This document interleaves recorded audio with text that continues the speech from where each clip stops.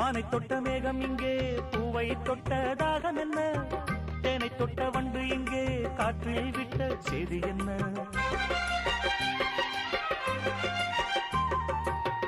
தங்க மலைச்சாரல் எந்தன் ஊரோ,